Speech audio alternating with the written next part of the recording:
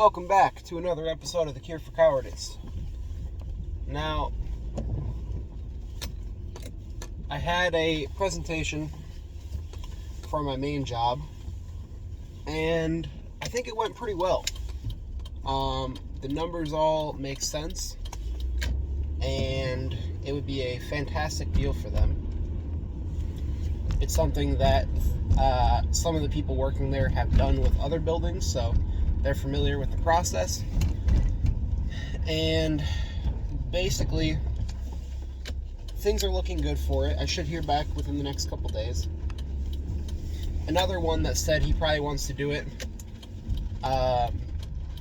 asked me to reach out Monday, and he should know one way or the other what's going on. And then another one is should be getting back to me within the next couple days here. So I just am going to need to get out and start prospecting again so I can get more stuff in the pipeline. And yeah, so I'm on my way to my door knocking job right now. Man, it's really coming down out here.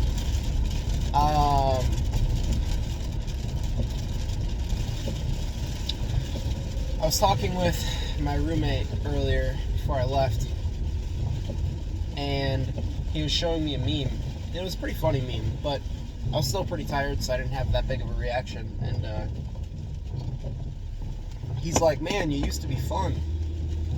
Now you're working all the time and being all mature and responsible." And I was like, "Yeah, you know, it's a sprint. I'm doing this for this period of time, and then I'll be able to cut back a bit." And he's like, "Okay, I can support that." And I think so many of us are unwilling to sacrifice the short term for the long term. And that's the reason that so many of us aren't where we want to be in life.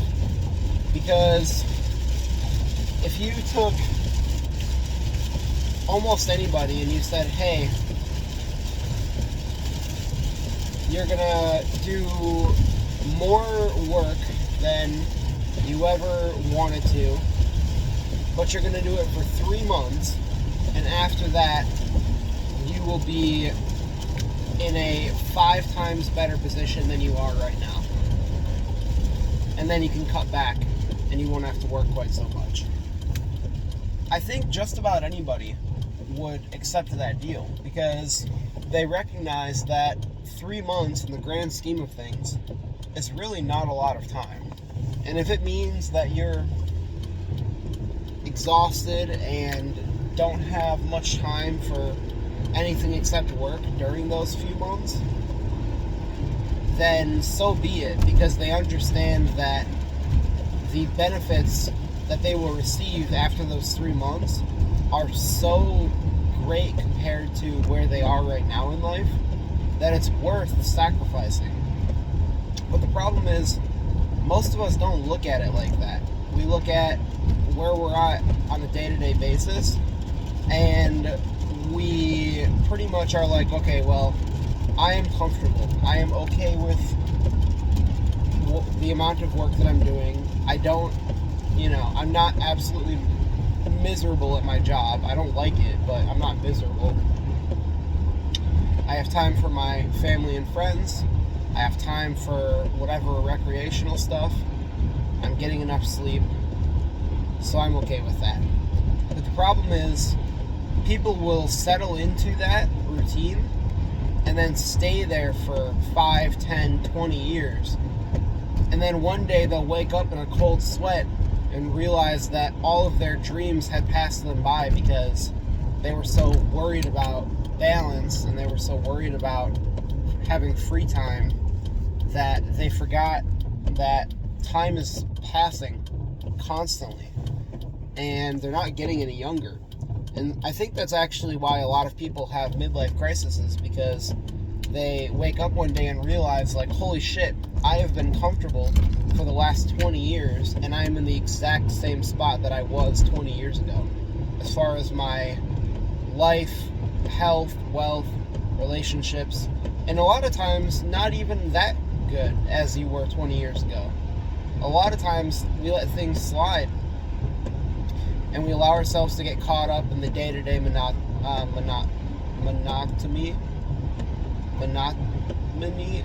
anyway, we allow ourselves to get caught up in the day-to-day bullshit, and, you know, there's workplace drama, there's, you know, whatever drama's going on in our lives, and then when during our free time, we go for the most bang for our dopamine buck, and then we wonder why we're having a harder and harder time finding enjoyment and happiness in our regular day-to-day lives.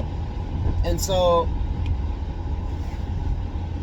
I think if we all could just look at our time and energy as a resource to be spent, and we were to look at what we are spending it on right now, we would realize that while we may be comfortable right now, while we may be, you know, relatively satisfied with the day in, day out for where we're at in our lives, play it out over 5 years, 10 years. Like, would you still be satisfied if you were in the same spot, still living the same week over and over again? Because I would say that almost nobody would be. I think we put far too much importance on work-life balance and not enough importance on prioritization and understanding the season of life that you're in. Because the season of life that I'm in right now is very much a rocky cutscene. Like, I'm hustling. I could be doing more in a few aspects, and I need to get a lot better about it. But, like, I am working a lot, and even still, I understand that while I don't have much free time right now, it's not forever. It's for a sprint. And the even better part is when you make a decision to do something like that, where you're like, okay, well, you know, I'm going to be working 12, 14 hours a day, and I'm not going to get days off for this period of time. When you make a decision to do something like that, usually you're able to look at the math and play it out. And it's like, well, if I can save at this rate, if I can keep my budget to this minimum, and if I can continue along this path, earning this income, doing this amount of work, and do it for this amount of time, I will have this much saved, which I can then redeploy and invest in things that are going to greatly improve the quality of my life. So for me, for instance, I need to get a car because I can't keep borrowing my dad's car for much longer, and I also just need to get a car. And so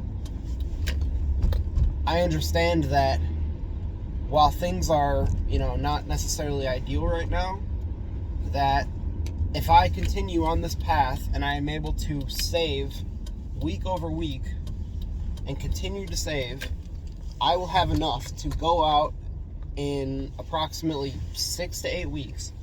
I will have enough to go out and buy myself a car in cash that I will have no payments on, have very cheap insurance on, and that will be one big thing that I no longer have to worry about and no longer have to feel bad about.